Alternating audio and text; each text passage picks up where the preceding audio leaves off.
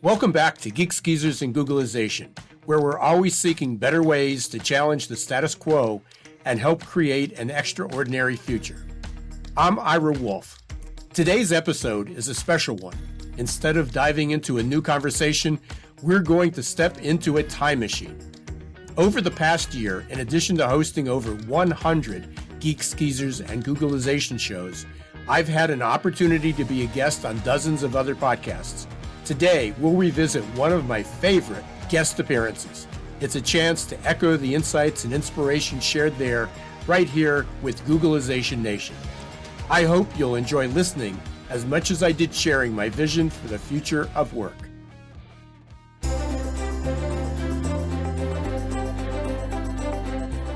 You're listening to Leadership Powered by Common Sense with your host, Doug Thorpe. Here's Doug.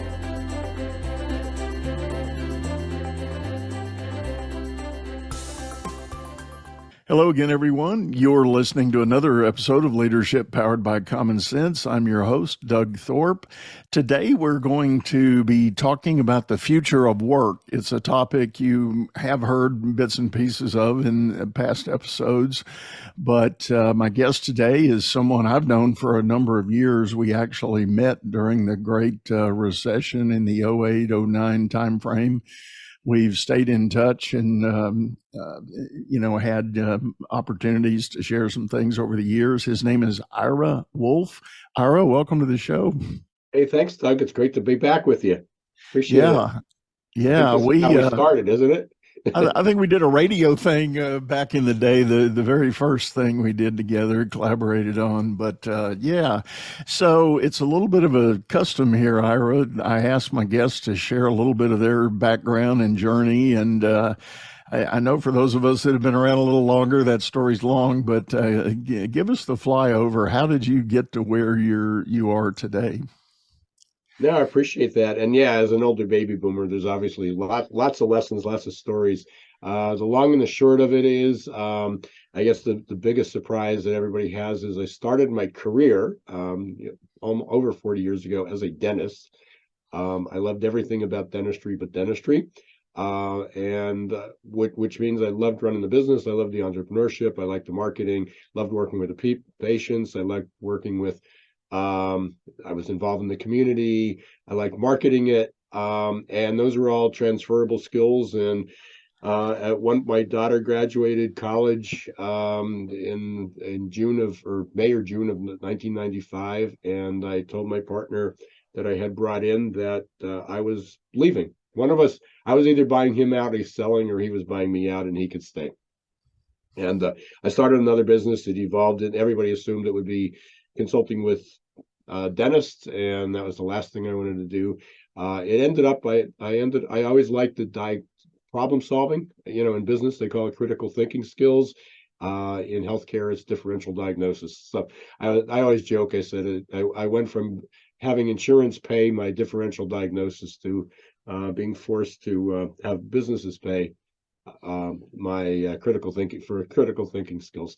But I loved the diagnostics, and along the way I fell into HR, did pre-employment leadership testing, but my fascination's always been on the future. I was computerized, just to go back, I was computerized in 1987. So we were one of the first, first 100 practices in the country. I always loved the technology, I always seized upon it. And applied it. So it was an easy progression. And then through the last 30 years, I've just followed, what the future was going to be, wrote a number of books, sold my company last year, still focused on the future of work, still trying to figure out how can we help people get more comfortable with the change that's coming. And that's my current passion and pursuit.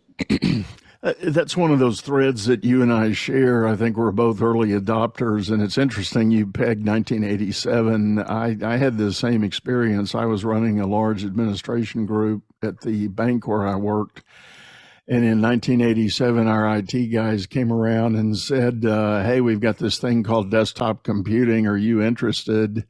And I said, absolutely. And I was the first department in the bank to do a widespread distribution of PCs on the desktop for my team to do their work. And I've always been an early adopter, and I know the joke is the early guys get the arrows in their back, and I've had a few of those too. But I've always been very enamored with it and tried to be kind of out on the leading edge with it. So I get that mindset, and that's probably another reason you and I resonate with each other. Yeah, what's funny is just going back and these are the things that pop into your head. And I'm teaching a class on innovation and entrepreneurship, realizing that I made some reference. There's two things I want to just jot down here. I made a reference to something about 9/11 and realized that, then I stopped and realized, like, how many of you were around for 9/11?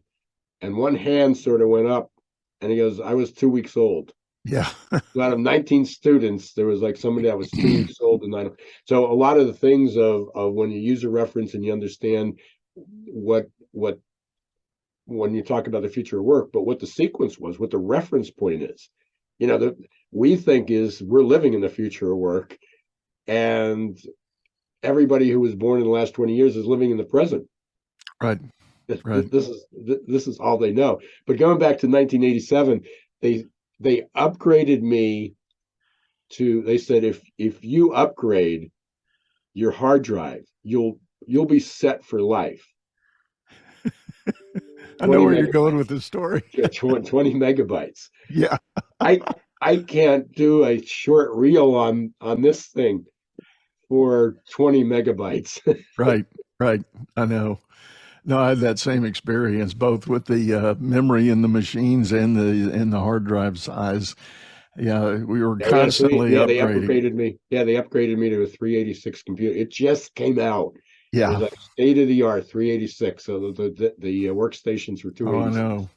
Yeah, I know. And apologies, there's a bunch of people listening to this right now that have no idea what we're talking about. But anyway, suffice it to say, that's part of the future of work is looking at things that are coming. So let's dive straight into that. Can you summarize what your view of the next chapter may look like in the work world right now? Yeah, it's terrifying and fascinating. Yeah, that's my tag. One of my taglines up on LinkedIn for anybody who wants to connect with me. I'd be happy to do that. Yeah, we're fascinated by it. This is, we geek out about some of the stuff that's coming, but it's equally terrifying. Maybe this reference will help people. For as fast as things are changing today, as quickly as things, and we talk about VUCA. I've been talking about that since we probably met for 20 some years. And VUCA is volatile, uncertain, complex, and ambiguous. And we won't go into the history of it unless you want to, but most people didn't understand it. It's like, well, that's not for me. We live in a small town America, or we're in a small business, or we're 60 years old. That's irrelevant. So people sort of blew off VUCA until February and March of 2020. And then they got it. Right. And then it was like, yes, this is what VUCA is. It's volatile. It happens quickly. Where it goes is uncertain. It's really complex, and nobody has an answer. And so we're living in this VUCA world that keeps accelerating, and people just say, oh, well, we're past the pandemic. We'll get back to normal. Well, my description of that is never normal. But if we go back to the computer side, is we are on the verge of not only this rapid change, but quantum computing. And just to give people a reference, the fastest computers in the world, and it's about 50 of them, called supercomputers, are already like 100 million times faster than what we have as an ordinary laptop. So if you have the very, very fastest laptop available, which most of us don't, but if you have the very fast, it's already many, many times faster than that. And that's important because the thing that's holding us up now, the things that's holding up AI, and the thing that's holding up many changes is this is the speed at which the computers work. They can't deal with ChatGPT. They slow down. So once that floodgate opens up, well, a quantum computer is 178 million times faster than the fastest laptop we have available today. It's 10 times fast. It's 100 times faster than the fastest supercomputers that are available today that are processing all this. Once that happens, it gets more fascinating, more terrifying, because then what's holding us back from, how do we cure cancer? How do we cure Parkinson's disease? How do we get clean water? How do we solve poverty? How do we get an ample food supply? How do we do all this stuff is unbelievable. We have a much better quality of life for people and much faster. The problem is it's terrifying, because what happens when it gets into the wrong hands? Yeah. And there's no guardrails on this. So I know that's a longer answer, but the future of work is fascinating and terrifying. The thing is, we have to deal with the terrifying part, because the fascinating part, it's not slowing down. There is no way. The toothpaste is way out of the tube on this. Yeah. Yeah. Well, to your point on what new normal is, if there is such a thing, one Never of the normal. things New normal is never normal. new normal, different normal. Yeah.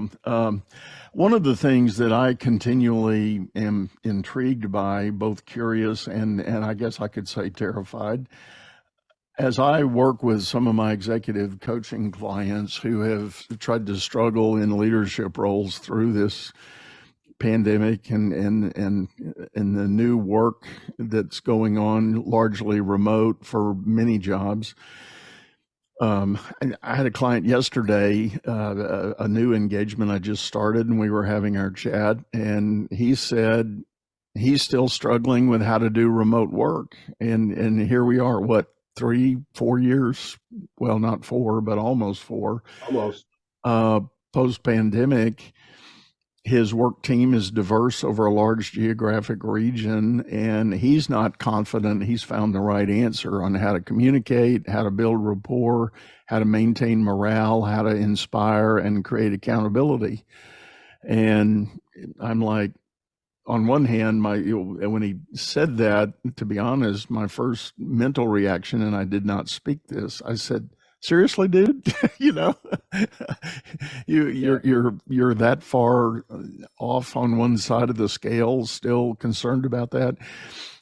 And the more I thought about it, I think probably he's closer to the truth than anybody wants to admit. I think leaders are still struggling with how to do that well.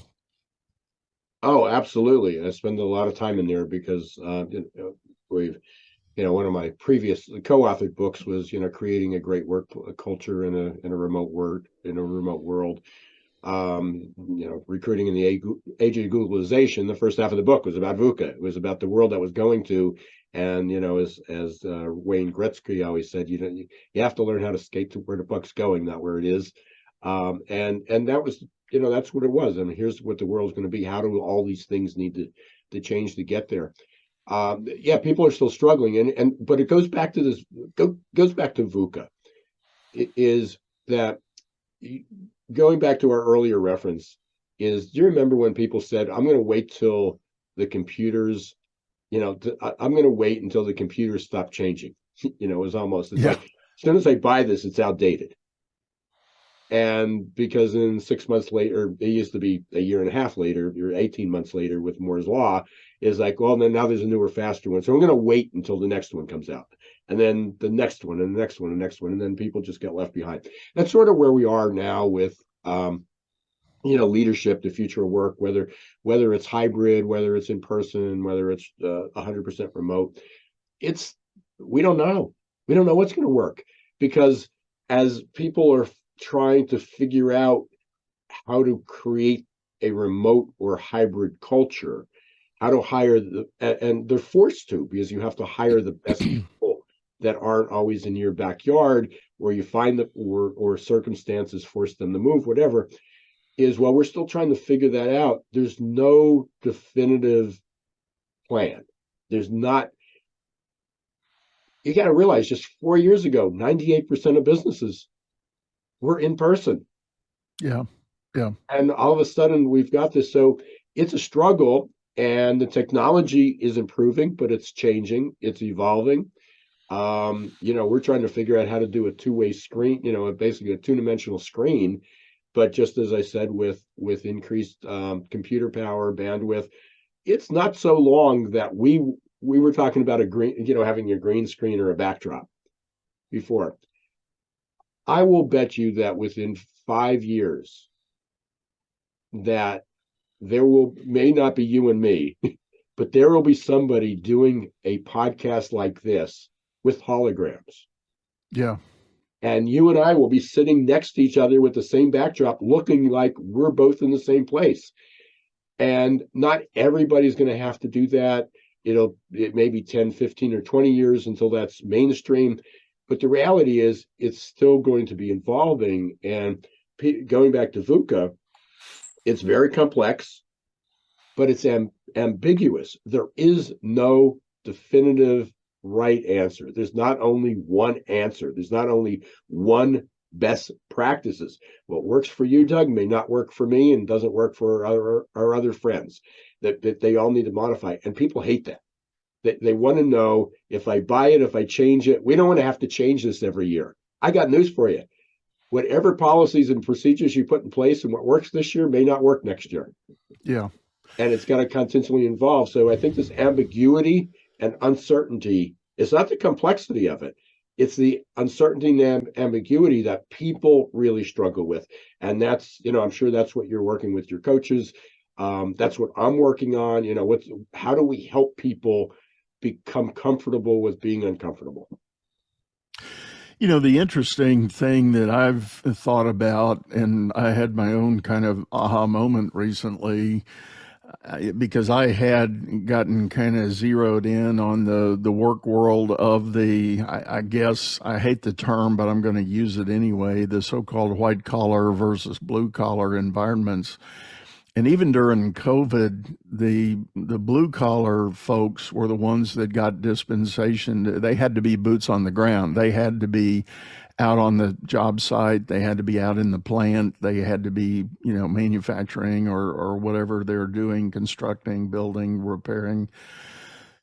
They got dispensation to not have to subject themselves to a lockdown. They were allowed to go out. And my point is this: a lot of this talk about the complexity of leadership in the new, post-pandemic world, actually a lot of it is centered on the white collar side of the equation. Why? Because formerly, they brought everybody into the office. Everybody had FaceTime. Everybody was used to reporting for work at some prescribed location. But on the blue collar side, they've been out in the field and remote forever. And so it drives me crazy, Doug. Sorry to interrupt, but it drives me crazy. People say remote won't work. Okay, so for how many decades has your sales force been in the office at a desk? Never. I mean, IBM and Xerox, the epitome of sales forces for 70 years, were remote. Yeah. And and very similar analogy, and that was my point. And the reason I had my epiphany, I spent some time the last couple of weeks with some business owners who happened to be in the trades. One was a large constructor of commercial space, the giant tilt wall service center type buildings.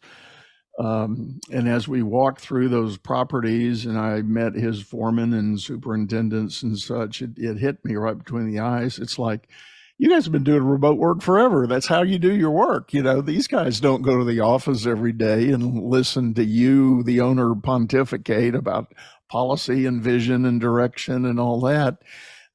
You've got a system for communicating and working through things. And yes, it's very project oriented, but isn't all work ultimately, Yeah, For sure. Yeah, I mean, we're at a state now where there's certain jobs that people have to go to work. Certainly we have manufacturing, much manufacturing, distribution, healthcare, hospitality. So they're definitely on site, but that's going to evolve. I mean, there are processes and things that can be done even in manufacturing and healthcare. Look at telehealth struggled for a long time, Right. and now it doesn't. And there's surgeries that are done remotely. They're not done routinely. Well, they're done regularly. I won't say routinely, but a lot of rural areas can't get the health care that they need or a procedure done. So it's not just conversation. They're literally doing procedures remotely. And it certainly can be done, but it takes it goes back to the skill set and people getting comfortable with doing that. If you said to a patient, your doctor's in 2,000 miles away, they're down in Texas, but he's the best in the world. When do I get to meet him? And he pops up on a screen. Yeah. Yeah. um but it's no different than if I was sitting here and my hands are in a robotic arm.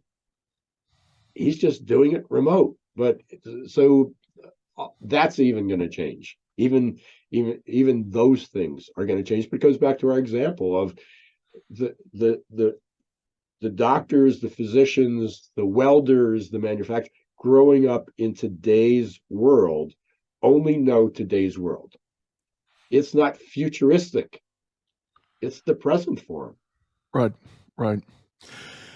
So, what do you tell a business owner or a large organizational, I should say, leader of a large organizational group? What do you tell them when they look ahead and maybe hit that panic button about what's coming or what they see down the road? What's your advice? Yeah. Well, one is it is coming. Or as I said, it's here. It depends on your frame of reference, where you are. Uh, is that change? Again, change is inevitable. Change is a constant. That's not something new. Nobody came up with that in the 20th 21st century. That was Hercules. I think it was like 400 BC. Had said that. So it's just happening much faster. And going back to my reference of where we're headed over the next 5 to 10 years, it's even going to be more so. So the good news is, I'd say, if we look at it from a good news is there is time to make those adjustments. And it's really a mindset. It's really mental adjustments. Depending on the industry, depending on the location. I wouldn't even say it's so much depending on your age, unless you're in your 70s, that you'd have to worry about it. But I think anything else, anybody younger than 7 years old has to take into consideration how the world is going to change and how much they have to adapt, and put it in their common reference. So I've been working with the model over the last few years. And this just fortuitously came about at the beginning of the pandemic, and it's called the ACE model. And it was done through a lot of research through a couple of corporations, the UN, a couple of universities studied it. Is how can you help people and organizations adapt? And they looked at traditional things like, what are the skills that we need to develop? And traditional skills like grit and resilience. Yes, we understand that, but grit and resilience doesn't help you progress. You keep going, but sometimes that grittiness and resilience is you keep going the way you used to do, and you end up on the wrong mountaintop or the wrong direction. I just wrote an article. I have a newsletter, a little bit about neuroscience, about our brains, and it was about how many managers, how many people have you heard? Well, this is always the way we did things around here, or I've done this for 30 years and it's always worked until it doesn't. It's a Yogi Right. Bear thing, until it Right. doesn't. So it looked at growth mindset. That's my thing. I don't see how anything changes without growth mindset. So whether it's coaches, how do you work with organizations? How do you get to frontline people? How do you get people to think about things differently? And not just because we've done it this way or because we're really smart or have all these degrees. is what do we need to do differently? We're going to make a few mistakes. We're going to learn from the mistakes and we're going to move on. Is that growth mindset is so critically important, because even with grit, you can be gritty, but if you don't know how to change, you're uncomfortable changing direction, the growth mindset helps. Resilience, it helps you get back, bounce back, and keep moving forward. To move in the right direction, though, you need a growth mindset.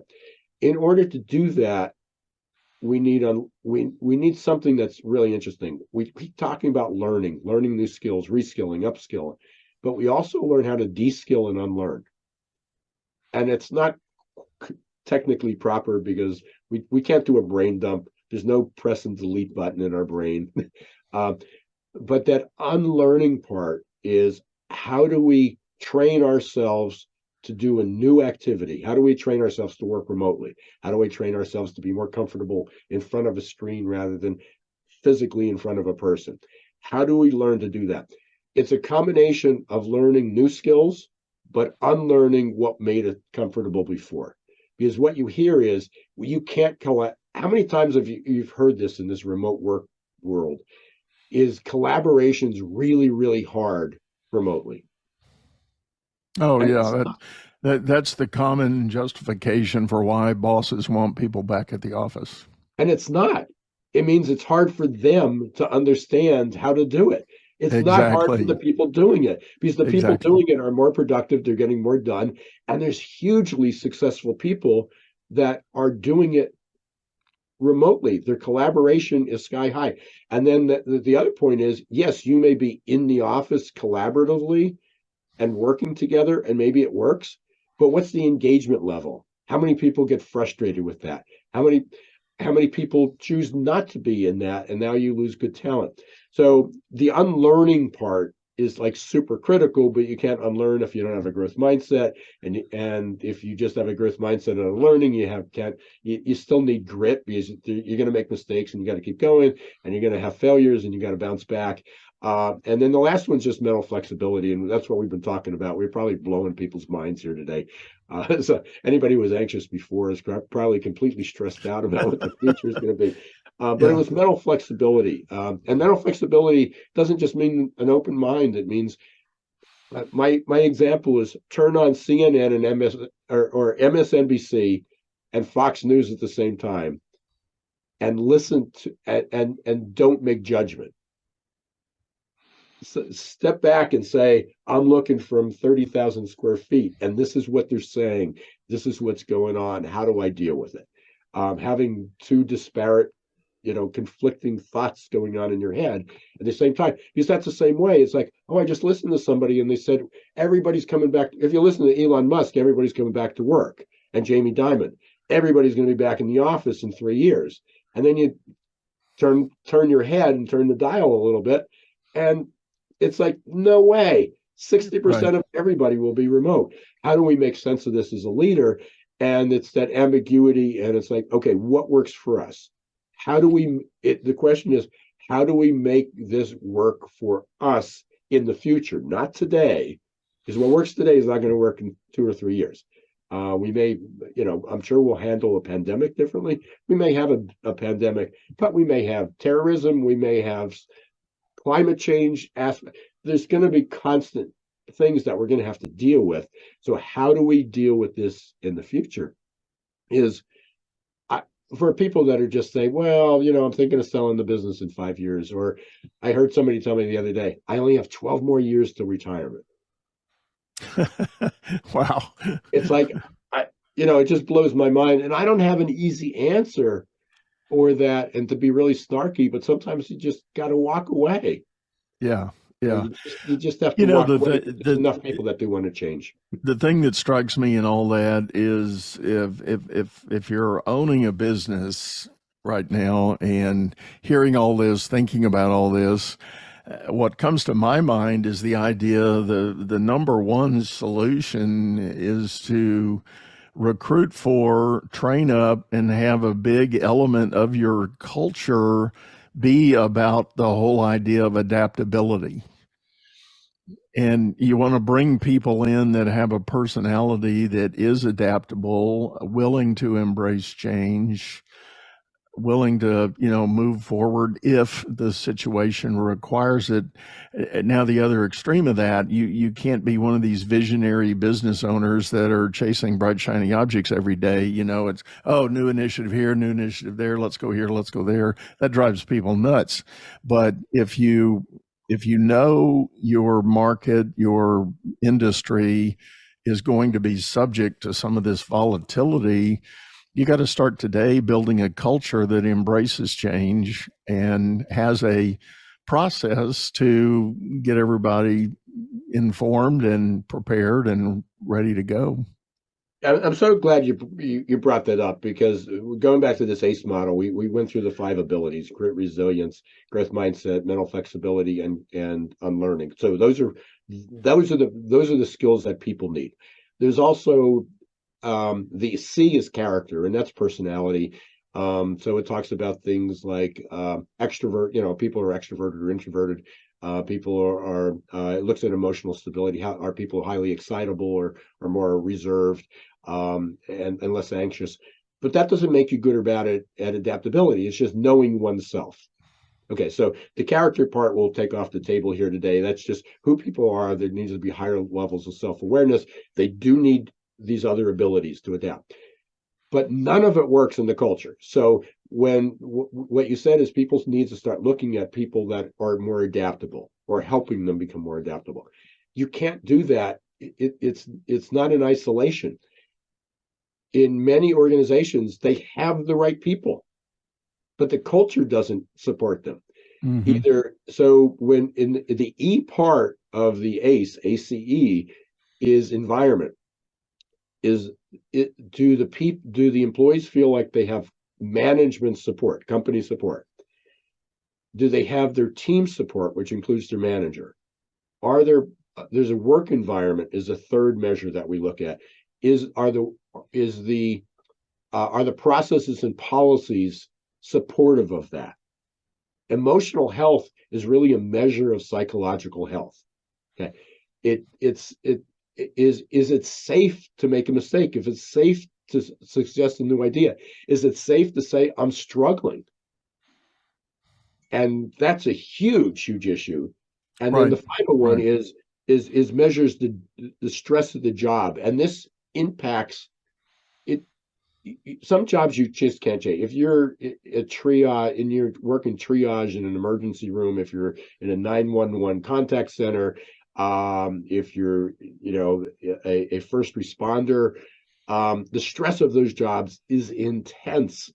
Versus, and I know accountants and engineers will say, well, my job's stressful too. Yeah, but on a comparative scale, on a 1 to 10 scale, one's a 6 and one's a 10. Yeah. Okay. So it's understanding that. So part of it is the environment. We need to be much better at an environment, and we always can go back to how well has what we've done in the past worked. It's terrible. Employee engagement, according to Gallup, hit its highest record high of 33% of employees are engaged. It means 2/3 are not, and that's after 4 decades of companies trying to create a better culture, a better environment, and spending billions and billions of dollars doing this, and it's still only 1 out of 3 people are engaged. But when they ask how many people are engaged and thriving, maybe they're engaged at work, but the rest of their life sucks. 9%. There's only 9% of the workforce that's both engaged and thriving. Wow. Now imagine with all this change and all the stress and all the things that we're talking about, is if you create a better environment, then you're creating a safe haven. You're creating a place that people want to work, whether it's in person or remote. They want to work for you because you're allowing them to maybe not thrive, but do more than just barely survive. Right. And have an existence. So if you can even be mediocre at engagement and mediocre at helping people have a life and treating them with respect, you got it made. Yeah, it made Yeah. and that's ultimately the message, and that's really what I'm working on now. It's like, how do you help create that? And people have all these gimmicks and perks and things that they're doing, and 4-day work weeks, and it doesn't matter if you don't have a supportive culture and measure those for at least the things you can control. What you can control is you can control how well you're perceived by your company, by your employees, how well the manager's perceived, which is usually the number one fault, and the coworkers, and do you have the right policies in place, and is it psychological, is it safe to say Yeah. I'm struggling? Is it safe to try to innovate, to try new things? You can score hundreds on all the abilities. Right. You Right. can literally But ace if it, your yeah. hiring process. We got all the right people and it's still not working. Yeah. Yeah, Yeah. it's the environment. Well, Ira, we have run out of time, my friend. This has been amazing, and I've had certainly my own fun listening and paying attention here. Tell folks the best way to get a hold of you if they're interested in learning more. You can probably just Google me. So it's Ira, or Ira S, which just stands for Stephen. So to differentiate me. But you can, I'm very, very active on LinkedIn. Please reach out, connect with me, say you heard about me on the show. But you can go to irawolfe.com as well. And you can also go to adaptabilitytoolkit.com to learn about some of the tools that we talked about today. Awesome. Well, as always, folks, we're going to have that info in the show notes, and you can click the links there. But one last time, Ira, thanks for sitting in. It's a pleasure to reconnect and get you here to share all this.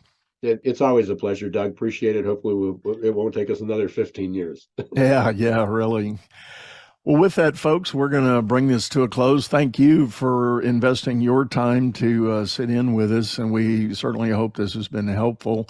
If you want to check it out, we do have a video version of this show over on YouTube, channel by the same name, Leadership Powered by Common Sense. Hop over there, look at the video archive. Also, more link info and details you can leverage and get access to. But for now, we're going to sign off, say goodbye, go out there, make it a great day. Thanks for watching Geeks, Geezers, and Googleization. Be sure to listen to the podcast and follow us on YouTube.